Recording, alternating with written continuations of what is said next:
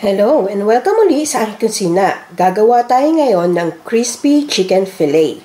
And here are the following ingredients. Boneless chicken. Ang ginamit ko dito, chicken thigh.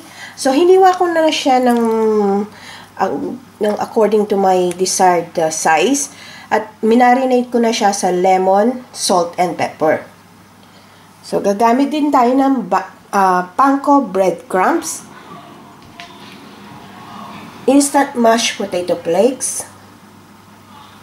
water, all-purpose flour or plain flour, cayenne pepper, cornstarch or corn flour, and salt and pepper to taste. So, ang lahat ng ingredients at exact measurements, makikita nyo ang link sa description box, paki-check na lang. Gagamit din pala tayo dito of course, ng oil for frying. So, dito sa ating bowl, ilagay lang natin yung all-purpose flour or plain flour. Yung ating cornstarch or corn flour.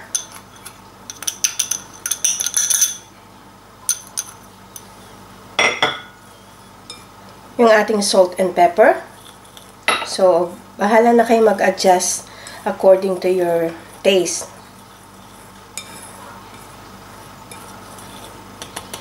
Yung ating instant mashed potato.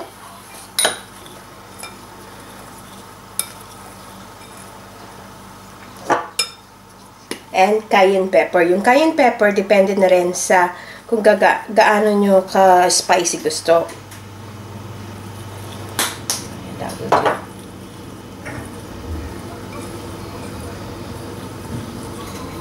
Then, isama na natin yung water. So, i-mix lang natin to continuously hanggang maging smooth and lump-free na siya. So, ayan. Thick na yung ating mixture. So, ito ang ating gagamitin for our breadings. So, magpainit na tayo ng oil dito sa ating pan. So, yung ating chicken, so, na-marinate ko na to at least an hour. So, i-dip lang natin dito sa ating breadings or yung ating butter. And then, ilalagay natin dito sa ating panko breadcrumbs. So, make sure na panko breadcrumbs ang gagamitin nyo. So, mas maganda at mas crispy yung ating chicken. So, mainit na yung ating oil. So, yung ating na-coat na chicken, so, ilagay na natin. So, make sure na medium lang ang heat nyo. So, ipapag-golden brown lang natin ito. So, make sure na mahina lang talaga yung apoy nyo para hindi masusunog yung ating breadcrumbs at para hindi naman hilaw yung ating chicken.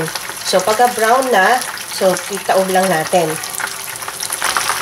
So, ayan. Luto na yung ating first na chicken na nilagay.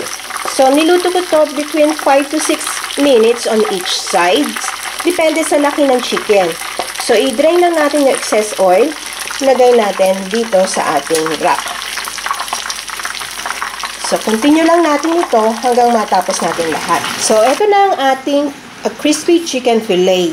Best served with homemade gravy. So, sana magustuhan niyo itong recipe na ito and share it with your friends. Hanggang sa susunod kong video, magkita-kita ulit tayo. Salamat! Bye!